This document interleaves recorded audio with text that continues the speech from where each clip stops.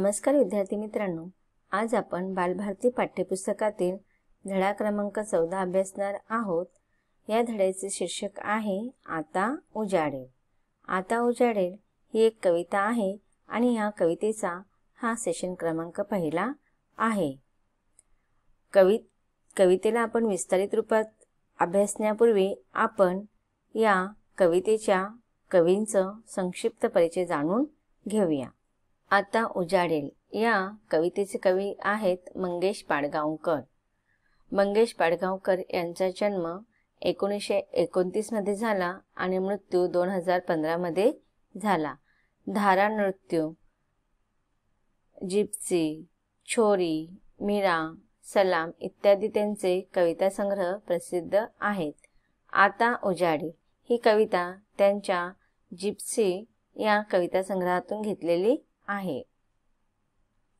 सूर्य उगवण्याच्या वेळी निसर्गात कोणकोणत्या आनंददायक गोष्टी घडतील याचे मनोहर चित्र कवीने या कवितेत मांडलेले आहे। इथे कवितेचा संक्षिप्त परिचय दिलेला आहे की सूर्योदय जेव्हा होतो, सूर्योदय झाल्यानंतर आपल्या ह्या सृष्टीमध्ये निसर्गामध्ये वेगवेगळे बदल होत असतात आणि हे बदल अत्यंत आल्हाददायक आणि आनंददायक असतात। ते ह्या निसर्गातील आनंददायक वातावरणाचे वर्णन कवी मंगेश पाडगावकर यांनी अत्यंत मनोहर पद्धतीने या कवितेमध्ये मांडलेले आहे। चला तर आपण कवितेकडे आता वळूया। पाठ क्रमांक 14 आता उजाडेल। ऐका, म्हणा, वाचा। आता उजाडेल हो, आता उजाडेल, खिन्न आंधळा अंधार आता ओसरेल पार, लहरीत किरणांची कलाबुत मोहरेल, आता उजाडेल, आता उजाडेल, शुभ्र आनंदाच्या लाटा गात फुटतील आता, मृदू गळ्यात खगांच्या किलबिल पालवेल, आता उजाडेल हो, आता उजाडेल, वारा हसेल पर्णात मुग्ध हिरवेपणात, गहिवरल्या प्रकाशे दहीवर मिसळेल, आता उजाडेल हो, आता उजाडेल, आनंदात पारिजात उधळेल बरसात, गोड कोवळा गारवा सुगंधात थरारेल, आता उजाडेल हो, आता उजाडेल, फुलतील नकळत कळ्यातले देवदूत, निळ्या सोनेरी गौरव दिशातून उमलेल, आता उजाडेल हो, आता उजाडेल, निळे आकाश भरून दाही दिशा उजळून, प्रकाशाचे महादान कणा कणात स्फुरेल, आता उजाडेल हो, आता उजाडेल, आज सारे भय सरे ओरी ज्योतिर्मय झरे, पहाटेचा आशीर्वाद प्राणातून उगवेल, आता उजाडेल हो, आता उजाडेल, आता उजाडेल हो, आता उजाडेल। तर विद्यार्थी मित्रांनो, आता आपण ह्या कवितेचे सस्वर वाचन केलेले आहे। आता आपण ही कविता समजून घेऊ। कवी मंगेश पाडगावकर म्हणतात की आता उजाडेल, खिन्न आंधळा अंधार आता ओसरेल पार, लहरीत किरणांची कलाबुत मोहरेल, आता उजाडेल। आता उजाडेल म्हणजेच काय की आता काय होणार आहे, उजेड होणार आहे, म्हणजेच प्रकाश होणार आहे। बघा साऱ्या विश्वावरती अंधार झालेला आहे, म्हणजेच काय झालेला आहे, काळोख रात्र झालेले आहे आणि ह्या रात्रीच्या काळ्या कुट्ट काळोखात किंवा काळ्या कुट्ट अंधाराचा आता नष्ट होण्याची वेळ आलेली आहे. आता काय होणार आहे, सूर्याचं आगमन होणार आहे आणि सूर्याचं आगमन झाल्यानंतर, सूर्योदय झाल्यानंतर सर्वत्र उजेड पसरणार आहे आणि हा उजेड सर्व विश्वात, सर्व सृष्टीत नवचेतना आणणार आहे. खिन्न आंधळा अंधार आता ओसरेल पार. आता बघा, हा आंधळा अंधार, अंधार म्हणजेच काय, काळोख. आपण ह्या काळोखामध्ये रात्रीमध्ये काय करत असतो, झोपतो आणि ह्या झोपल्यानंतर आपण कसं शांत होऊन जातो. म्हणजेच काय, आपल्या जीवनामध्ये कोणती पण हालचाल होत नाही. म्हणजेच हा अंधार कसा आहे, खिन्न आणि आंधळा आहे. आता बघा, इथे कवी आपल्याला काय सांगू इच्छितात की ज्याप्रमाणे मनुष्य निराश होतो आणि हा निराश झाल्यानंतर त्याच्या मनामध्ये खिन्नता निर्माण होते, की दुःख निर्माण होतं. थोडा तो निराश होतो, खिन्न होणे, निराश होणे, दुःखी होणे. मग हा आपल्या मनातील ही जी काही खिन्नता आहे त्याचं तुलना कवीने रात्रीच्या काळोखाबरोबर केलेलं आहे, की ज्याप्रमाणे अंधार पसरतो, काळोख सगळीकडे पसरतो, परंतु तो अंधार नष्ट होतो. कधी नष्ट होतो, जेव्हा सूर्याचा प्रकाश सर्वत्र पसरतो आणि उजेड होतो, की नाही, अंधार नष्ट होतो आणि उजेड येतो. तसंच आपल्या मनात, आपल्या जीवनात जे काही संकट आहेत, जे काही दुःख आहेत, जे काही आपण निराश झालेलो आहोत, हा निराशमय अंधार आता आपल्या जीवनातून जाणार आहे आणि आता आशारूपी सूर्याचे किरण आपल्या जीवनात पडणार आहेत. आता ओसरेल पार. मग हा बघा, हा जो सर्व सृष्टीवरती जो काही अंधार पसरलेला आहे ना, तो आता ओसरणार आहे. म्हणजे संपूर्ण काय होणार आहे, तो लुप्त होणार आहे. लहरीत किरणांची कलाबूत मोहरेल आता उजाडेल. कलाबूत म्हणजे बघा, सोन्याची किंवा जरीची जी काठ असते त्याला आपण कलाबूत असे म्हणतो. जरीची काठ, ती सोन्याची असू शकते किंवा चांदीची.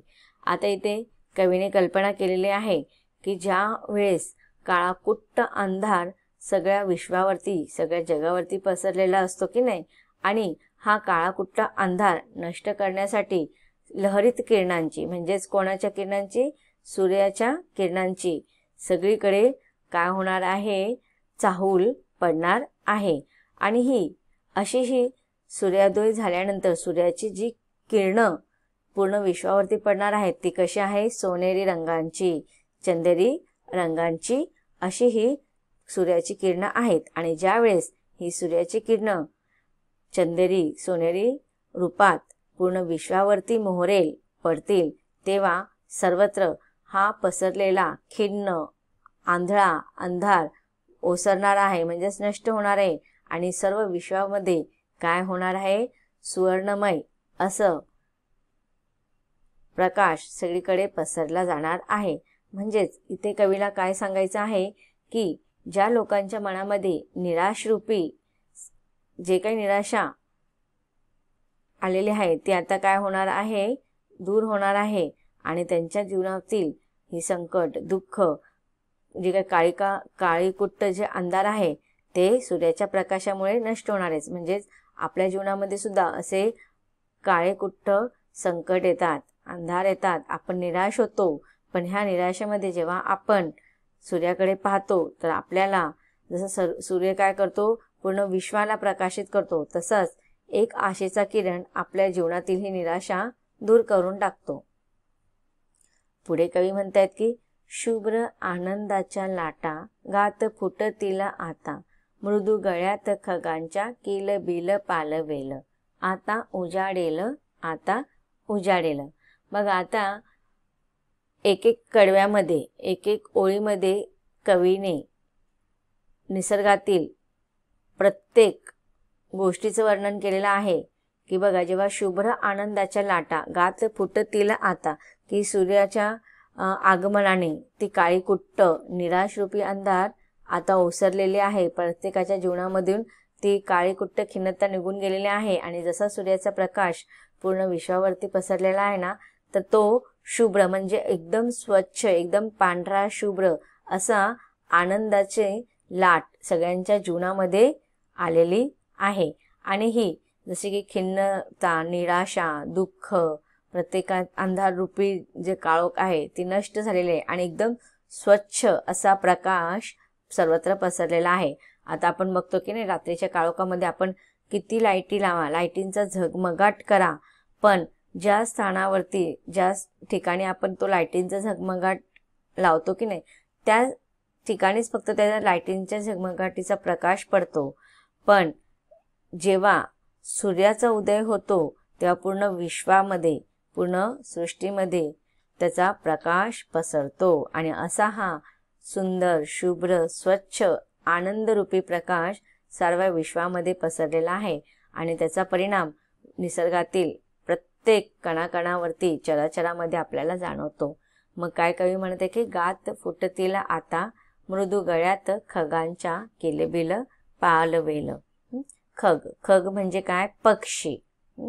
तर आता बघा, जेव्हा आपण सूर्याचा उदय होतो तर झाडांवरती, वृक्षांवरती सगळे पक्षी काय केलेले असतात? मस्तपैकी झोपलेले असतात. ते पण दिवसभर घरट्यांमध्ये घरटे सोडतात आणि नंतर दिवसभर दाणा, अन्नाच्या शोधामध्ये ते इकडे तिकडे भटकत असतात आणि मग जेव्हा संध्याकाळ होते तेव्हा ते पुन्हा आपल्या घरट्यात येतात आणि मग ते रात्री झोपतात.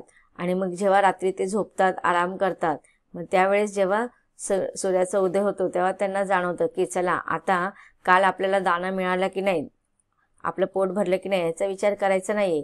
आता काय झालेलं आहे? सूर्याचा उदय झालेला आहे. स्वच्छ असा प्रकाश सगळीकडे पडलेला आहे. त्याची लाट, सूर्याची लाट सगळीकडे पसरलेली आहे आणि आता ह्या सूर्याचं आगमन झालेलं आहे आणि त्याचं आपल्याला स्वागत करायचं आहे. मग या स्वागतासाठी काय होते? खगांच्या किलबिल आपल्याला झाडावरती ऐकायला येतो की नाही, म्हणजेच असं जाणवते की हे पक्षी सुद्धा त्या सूर्योदयाचा स्वागत करत आहे. मृदू गळ्यात खगांच्या किलबिल पालवेल, की मृदू गळा म्हणजे सुंदर, मधुर अशा स्वस्वरामध्ये ते गीत गात आहेत आणि सर्वत्र त्यांची किलबिल पसरलेली आहे. जसा सूर्याचा उदय होतो तर पक्ष्यांच्या पण किलबिल, मधुर गीतांचा, किलबिलाचा प्रकाश सर्वत्र पसरतो आणि मधुर गीत सगळीकडे ऐकायला येतात. पुढे कवी म्हणतात की वारा हसेल पर्णात, मुग्ध हिरवेपणात, गही वरल्या प्रकाशी, दहीवर मिसळेल आता उजाडेल. तर आता आपण ह्या ज्या दोन कडव्यांचं वर्णन, स्पष्टीकरण आपण इथे पाहिलेलं आहे. तर ह्या कडव्यांमध्ये आलेल्या कठीण शब्दांचा अर्थ आपण सुरुवातीला जाणून घेऊया. विद्यार्थी मित्रांनो, कवितेतील ओळीतील कठीण शब्दांचा अर्थ सुरुवातीला आपण पाहून घेऊया. शब्दार्थ: उजाडेल, सूर्योदय होईल. खिन्न, उदास, दुःखी. ओसरेल, कमी होईल, संपून जाईल. पार, सगळा. लहरीत, लाटांमध्ये. कलाभूत, चांदी किंवा सोन्याची जर. पुढील शब्दार्थ आहेत: मोहरेल, फुलेल, बहरेल. शुभ्र, स्वच्छ, पांढऱ्या. मृदू, कोमल, नाजूक. खग, पक्षी. पालवेल, फुटेल. तर विद्यार्थी मित्रांनो, आतापर्यंत आपण कवितेतील सुरुवातीच्या दोन कडव्यांचा सविस्तर विश्लेषण पाहिलेलं आहे. कवितेतील पुढील ओळींचा अर्थ आपल्याला समजून घ्यायचा आहे, परंतु कवितेच्या पुढील भागात. धन्यवाद.